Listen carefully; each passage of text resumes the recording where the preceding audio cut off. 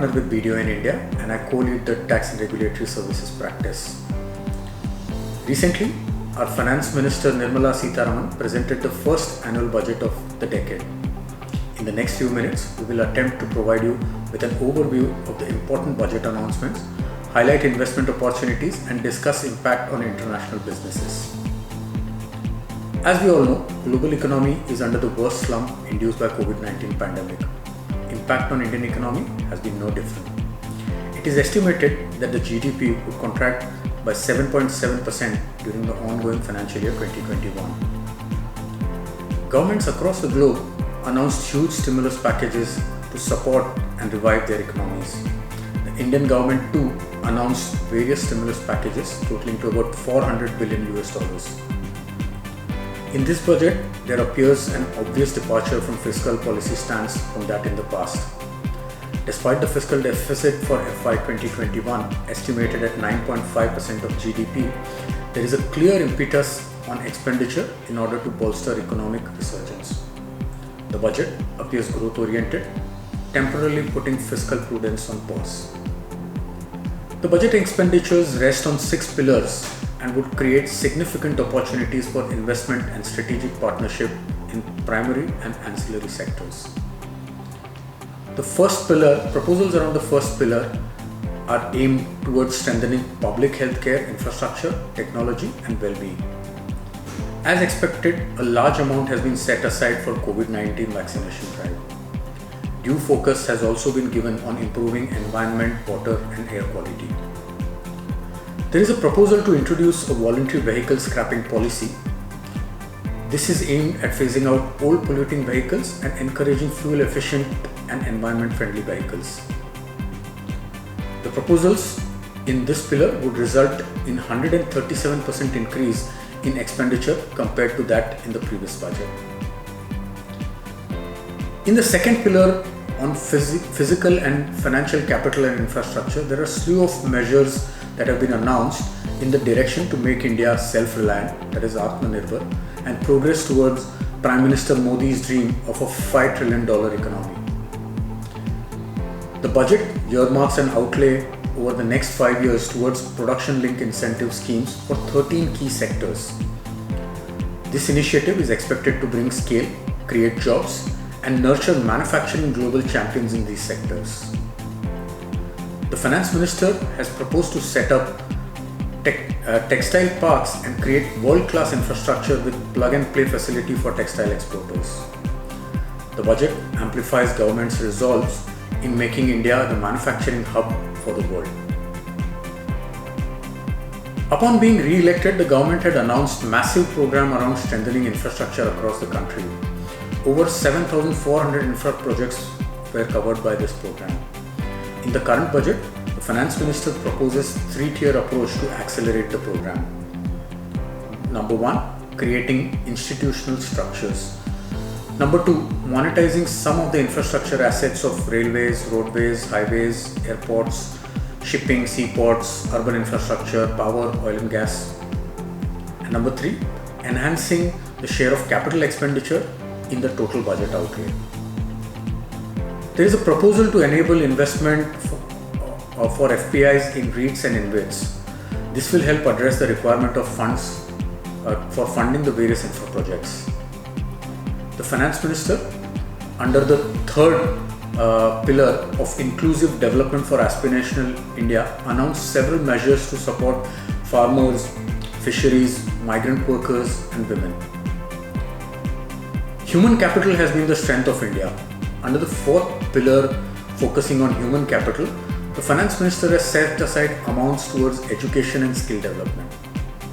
The Finance Minister announced partnerships with UAE and Japan for skilling and training of Indian workforce. Under the fifth pillar of innovation and R&D, the budget earmarks funds towards developing an overall research ecosystem. The budget also provides for financial incentive to promote digital payments. It also provides for facilitating the satellite and space missions of the country. The sixth pillar, proposals under the sixth pillar are focused on core principle of minimum government and maximum governance. The Finance Minister announced proposals around reforming tribunals to expedite delivery of justice and setting up conciliation mechanism for quick resolution of contractual disputes in government contracts. Now, to fund all this expenditure, the government is looking to collect revenues from taxes, which are pegged to increase in line with the growth in nominal GDP. From divestment, the government has every year fallen short of its divestment targets.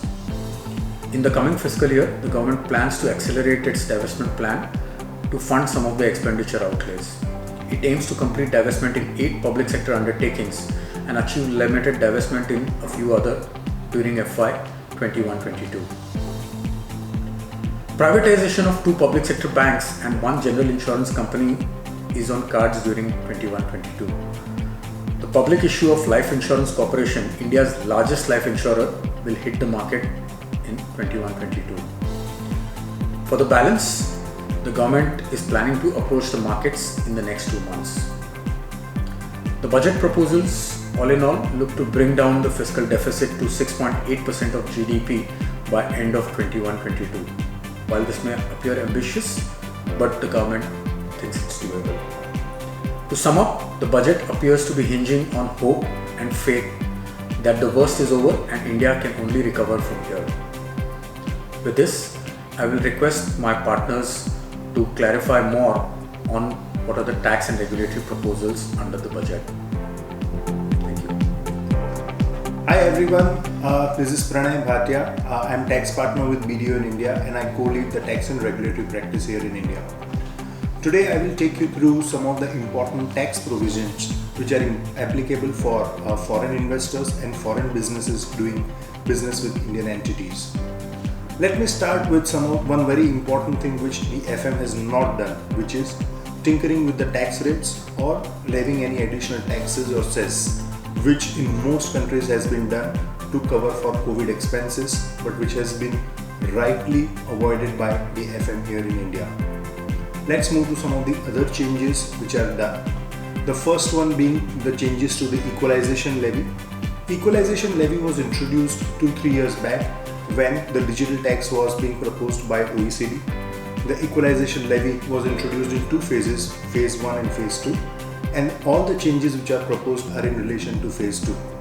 The 2% levy on equalization has been levied in relation to sale of goods, and the definition for what is sale of goods is being expanded substantially.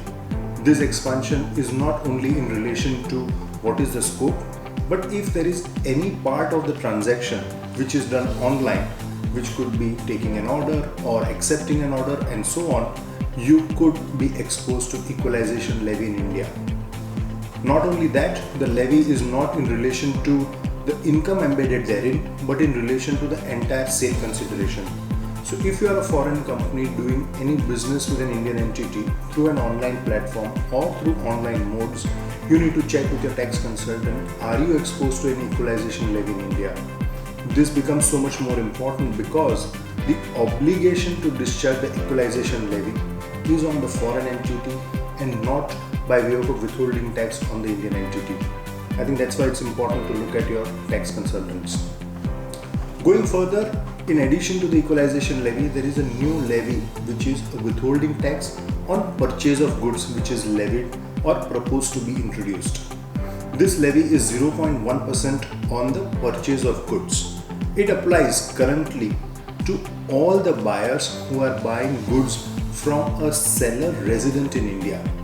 Now, one could argue that how a foreign entity could be exposed to a withholding tax compliance in India. But having said that, until and unless there are clarifications which are issued, one would need to wait whether every purchase from India is subject to withholding tax. There are definitely certain financial thresholds mentioned and one would need to look at that. But having said that, I am also hoping that there will be clarification which will say that a typical export of goods from India will not be subjected to withholding tax. But till the time clarification comes, the proposal is to ask all the buyers to do compliances, which could really become a nightmare for foreign investors. Let's move on to some of the other important changes. One which is in relation to International Financial Services Center. IFSC was introduced in India a few years back, and the entire regulatory framework has been proposed together with a number of tax incentives. The gift city set up in Gujarat is the IFSC for India, and it was set up to compete with other financial services centers in the region such as Singapore, Hong Kong, Dubai, and so on. Now, what has been proposed in addition to all the tax incentives which are already there is to see how a foreign fund can be relocated back into India, and even during this relocation there is no tax for the fund or for the fund manager. Having said that, the care has also been taken that if the offshore fund is entitled to certain tax losses, even those tax losses will continue even if there is a change in the shareholding pattern. I think these are some of the important and welcome moves from a IFSC perspective, and one would need to see how as a fund manager or as an offshore fund one can take benefit and move into the Indian IFSC. In addition to these changes, there is also one very important thing which has been introduced, which is in relation to aircraft leasing. So if you are a foreign company leasing an aircraft to a unit in IFSC, then the entire lease rental would not be subjected to any withholding tax in India, irrespective of the country from which the aircraft is being leased. Further, there is also an opportunity available where a unit in IFSC can own an aircraft and it will be able to enjoy tax holiday benefit for 10 out of 15 years. So if you are looking to acquire any aircraft or looking at exploring that opportunity, IFSC certainly becomes an option to evaluate vis-a-vis other options which are available outside of India. Let me now move to another important amendment which is in relation to withholding tax on dividends. The dividend withholding tax has been prescribed last year, and while the tax rates were prescribed, there was a specific carve-out that a foreign institutional investor would not be entitled to treaty protection at least at the time of withholding of taxes, and hence the Indian companies, when they were making payment to FIIs on the dividend, they were withholding tax at 20%. It has now specifically been provided that a foreign institutional investor can also access treaty at the time when the withholding tax has to be determined, and therefore an Indian entity will be able to withhold tax at a much lower rate prescribed under treaty. Moving to the next one, startups. There is already an exemption for all the startups to claim 100% of their income tax-free for 3 out of the 7 years. This exemption available was in relation to the entities set up to 31st March 21. It has now been decided to extend this period, and therefore any startup set up to 31st March 22 can avail the exemption from profit in 3 out of 7 years. Let's look at some of the important administration aspects. The Indian administration has been moving very quickly in relation to the digitization of their entire proceedings. So now it's not only the compliances which are digitalized, but even the responses to the tax audits, tax queries, even in relation to the appeals are digitized and made completely faceless. One more step in that direction is making the entire tax tribunal hearings completely faceless, and this is a welcome step, as you would be able to see much more justice being delivered in a completely independent manner. Having said that, in addition to faceless tribunal, there are other two important initiatives. A new dispute resolution committee has been proposed for the first time. This committee will definitely look at ongoing disputes and will identify areas which can be settled. This is currently proposed for the smaller taxpayers, but we are hoping that it will open up for larger taxpayers as well going forward once this committee is stabilized. Now, why this is important from a foreign investor perspective is because the foreign investors are doing a number of deals acquiring companies in India, and sometimes they don't want to continue with the litigation on the ground. At that point in time, you could look at exploring the possibility of going to dispute resolution committee, getting all your old disputes settled in relation to the entities that you acquire. Again, a welcome move. And now I would like to leave you with the last point, which is a new advisory board which will be set up for dealing with advance rulings. Again, an area where the foreign investors have been facing some issues or some challenges from the perspective of the constitution of advance ruling, how frequently the advance rulings can meet and solve their questions. But I think there is at least an intent or a step in the direction to do away with advance ruling authority and create a board for advance ruling to settle all the disputes or answer all the queries. With that, I will ask my colleague partner Gunjan to discuss about indirect tax proposals. Thank you. The budget has set the stage for economic recovery and growth. The government has skillfully increased and decreased import duties at the same time, keeping in mind the consumer sentiment and support for domestic manufacturing to help India become a part of the global supply chain. As far as indirect tax reforms are concerned, the key focus in this budget has been on import duty rationalization. The primary focus has been on decreasing the import duties on parts and raw materials and increasing import duties on finished products, making thereby imports less lucrative. The key products are automobiles, mobile phones, and solar inverters. Another critical announcement is that any new customs exemption will have validity only for a period of 2 years. Thereby, government is making it very clear that the protection to the domestic industry cannot be continued endlessly. Further customs exemptions of 400 plus items will be reviewed in the next financial year, and the revised rate will be introduced by 1st October 2021. Meaning thereby all the companies having manufacturing operations in India need to keep a close watch on these identified products in order to ensure if there are any changes required in their supply chain.